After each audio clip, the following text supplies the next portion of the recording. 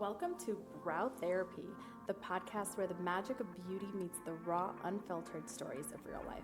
I'm your host, Diana Yusufov, a brow artist turned accidental therapist, and every day behind the chair, I hear it all. From the highs of entrepreneurship to the chaos of life, the secrets of beauty, and all the juicy tea in between, nothing is off limits. Whether you're here for business insights, personal growth, or just a laugh, you are in the right place. Join me as I share the invaluable lessons I've learned and introduce you to the incredible people who have shaped my journey. Get ready for an inspiring ride filled with insights, stories, and expert tips. Let's dive in. Okay, we're here. We're live. Welcome to episode 1 of the Brow Therapy podcast. I am super excited for this project. I've been talking about doing this for a while now. And there's a lot of jucks to get in a row. So I wanted to make sure that the output of this was as professional sounding as it can be, and made sure that I had enough time to do it with my schedule. But I am super excited to get going. So my goal for this first episode is to introduce myself, who I am, why I'm doing this, and also my goals for this podcast and what I want to share with the world or whoever is listening. And I am super excited. So welcome, and let's dive in. If you don't know me, my name again is Diana. I have been in the beauty industry for quite a long time, doing all sorts of things, but I currently am the owner of Goddess Beauty Studio, located in the North Shore of Milwaukee, and we have owned, have owned Goddess for, it'll be 6 years in April. It's very, very soon. And I have been in the beauty industry since, honestly, I was probably 20. When wasn't I in the beauty industry? But I went back to school for aesthetics in 2014, 2015. And prior to that, I was in the corporate world. So I'm going to just go way, way back so you guys can learn a little bit more about me. We are immigrants to America, and I was born in Azerbaijan, Baku, Azerbaijan, which is south of Russia. It was part of the Soviet Union until the Soviet Union collapsed in 1991. And we moved to America in 1993, and I was 5 years old. Sorry, hopefully that background noise isn't picking up. But anyway, I was 5 years old when we moved here, my parents, my brother and I, and we had some other family here. My uncle, my mom's brother, moved here first, had brought basically our whole family over one by one for a better life. And if you are an immigrant, you know that America's the land of opportunity. It really is. And no country is perfect, but I do think that there's so much that we have here that we would not be able to do in other places. Especially as women, and in many countries that you just don't have the same rights, opportunities, and all that. So anyway, my uncle, it's a really great story. He started doing hair and doing haircuts out of his basement, and for $2 for men's cuts. He was an artist. His hands are just gold. So he had the personality to do it, and that's how he was making money for his family. And when he brought his other brothers and sisters over, there's 6 of them, my mom is the youngest, he realized that this is a trade that you can really develop and make a good living, a decent living for your family. And they, for the most part, all 6 brothers and sisters are in the trades, and my mom does hair, my uncles all are barbers, my aunt does nails. So we grew up in the beauty industry. And that's how my cousins and I were really raised, in a salon. And it was so fun. I loved every moment of it.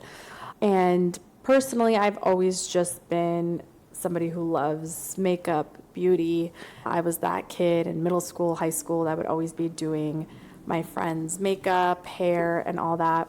But I also was an artist from a young age, wasn't always the best at math, but I loved to draw, and I would always draw people. I love drawing portraits. I always say that as a Libra, I love aesthetics, I love balance. So when I then went to college, I studied marketing, business marketing. So I just remember those like creative, or those finance classes and accounting classes were just kill your creative soul. So I saw this 2-week makeup program, a local one that I had then asked my dad about, and I'm like, I really, really want to do this. And it was, another expense, but parents always supported me. So I went on and took this 2-week course, and I just felt so alive. I was like, this is how people should feel when they're in school. I wanted to raise my hand and ask questions. So I got certified in makeup artistry. And this was, again, back in 2008, 2009. There was no Instagram, there was Facebook. So I advertised myself on Facebook. I got connected with some wedding photographers and really just started doing a lot more makeup for weddings. And after I graduated from corporate, I still did that as like my side hustle on the weekends, and I guess after the 9 to 5, as they say. So at that time, I was also dating someone. I was young, got engaged, got married, and then soon after, just didn't work out at all. It was not good, but got divorced, and I was just depressed, moved back with my parents' house, broke, and I was like, what am I doing with my life? I just feel like I should go back to school, maybe get my MBA, even though I just didn't love business school. Loved the social part of it, and I loved my marketing classes, but those finance and numbers classes were just not it for me. So I was also very hard on myself on going into the trades, because I felt like I had this opportunity to be first generation immigrant that went to college and got my degree, and I should do this, I should do that. And I think it's Tony Robbins that says we always shut ourselves out of what our possibilities really are. So my head and my heart were fighting, honestly, but I felt like, again, my gut was just like, well, you're gonna do it anyway. So I decided to go back to school for aesthetics.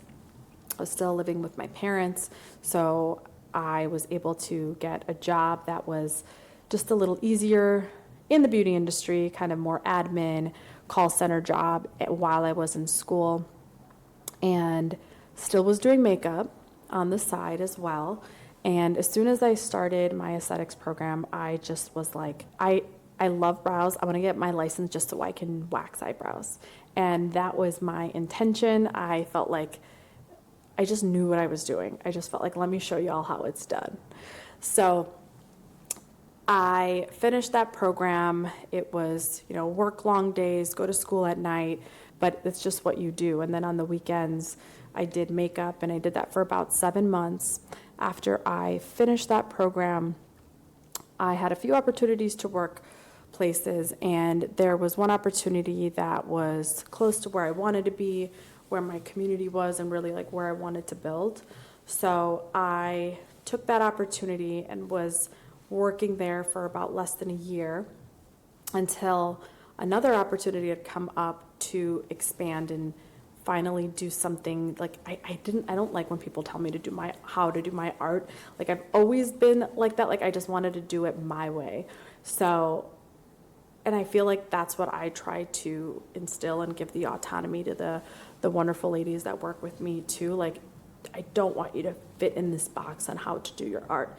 Culture and all that is really important as a team and in a workplace, but I like to give the freedom, and I think that's what kind of sets us apart from other businesses. But anyhow, digressing back to what I was saying, that I had an opportunity to learn microblading. That was 2016. And that's when I went off on my own. I, again, as the universe and God works, was an opportunity to rent my own space pretty close to where I was. And I was nervous, but when you're young, I feel like it is much easier to definitely take risks. I was probably 27, 28 at the time. Just for reference, I am 37 at the moment. And it was awesome. I hit the ground running, and I signed up for training later in that year in LA. Still at this point, not a lot of people knew what microblading was, but I just knew that this was my opportunity to bring it to my clients. A lot of times people who didn't have a lot of brows, they would come in, get their brows done, I'd fill them in, and they'd be like, Diana, I wish they could just stay like this. And I'm like, I know, right? So let's figure out a solution to this problem. And that's what business is, right? What is somebody's problem? How can we solve it? And then how can we market it the best way? And how can we do it with our heart and passion still into it and not put profit over people, which has been how I run like a heart-centered business.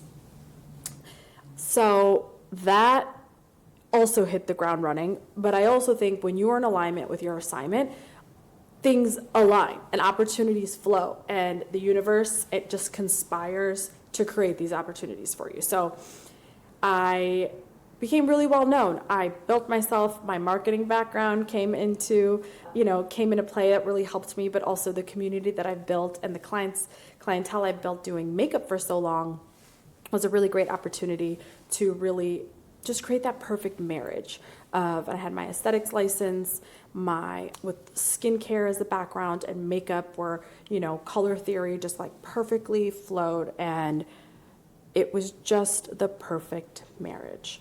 So then I started doing it. It's always so scary because I literally felt like I was going to shit my pants when we took our first model in our training.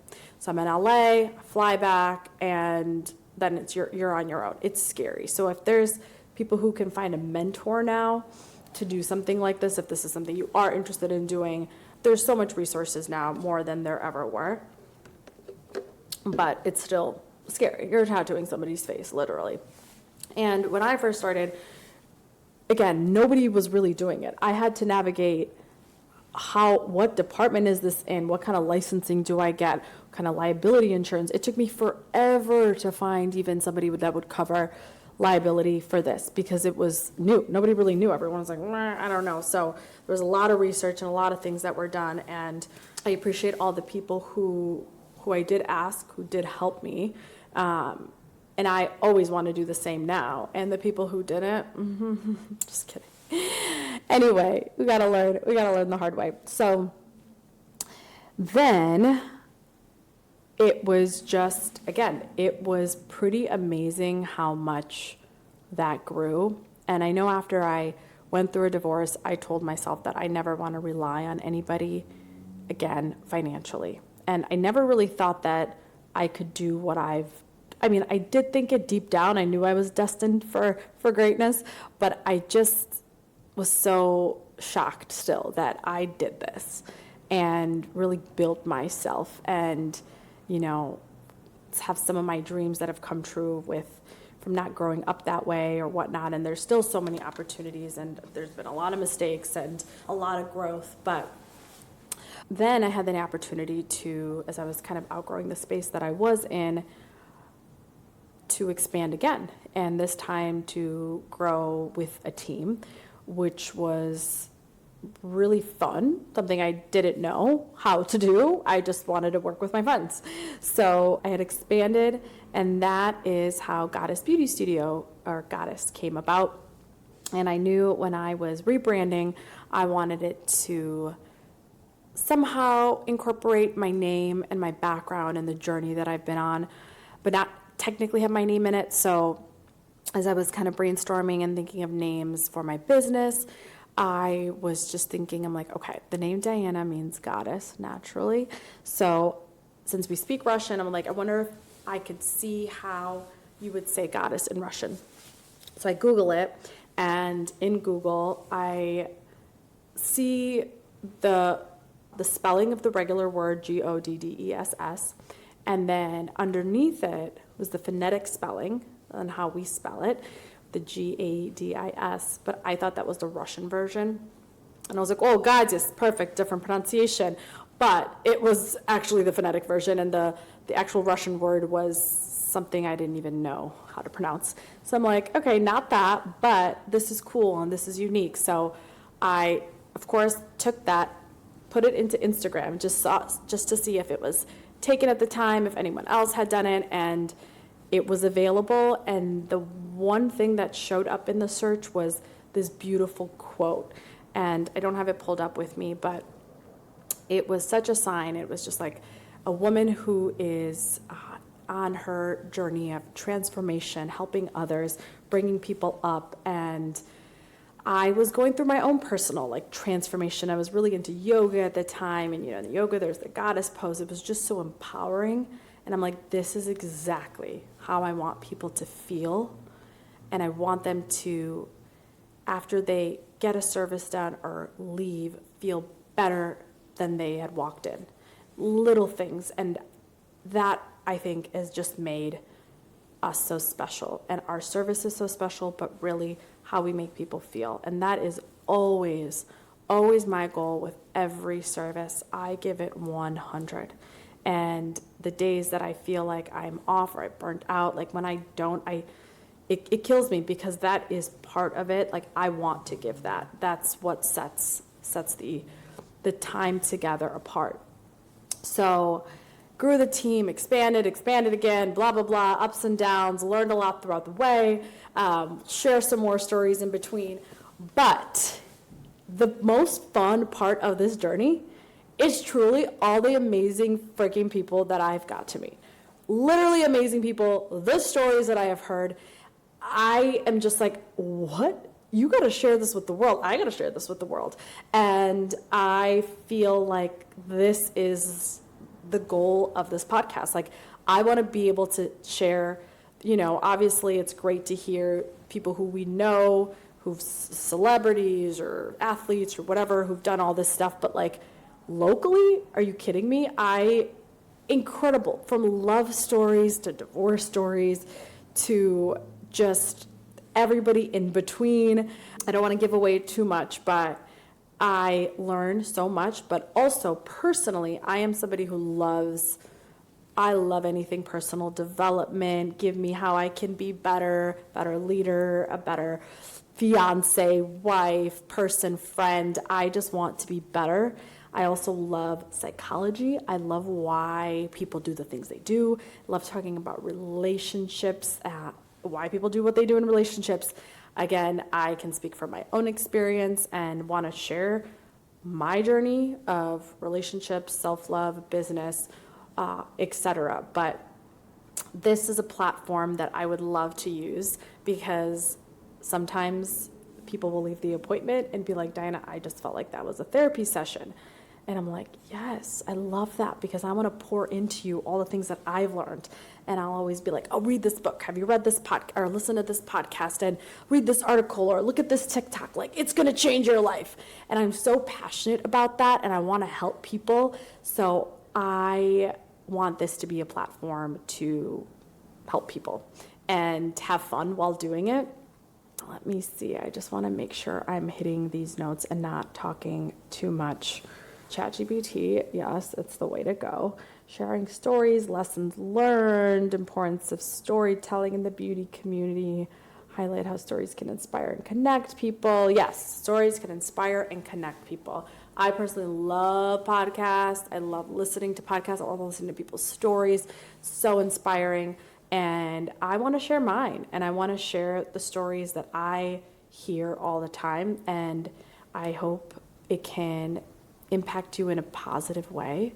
I also want to yap, and I just want to LOL with everyone and my friends and whoever's listening. And that is me in a nutshell.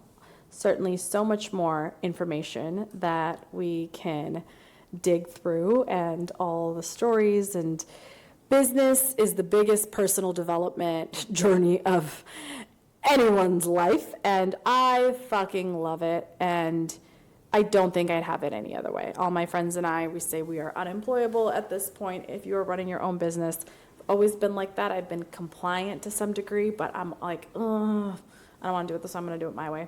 Like, even when I was a little kid learning how to type, I don't know, how old were we when we learned how to type? Like first grade, second grade, I don't even know. But they were teaching you how to do it, and I'm like, I don't like that. So I learned how to type however I wanted to type, little stubborn girl that I am.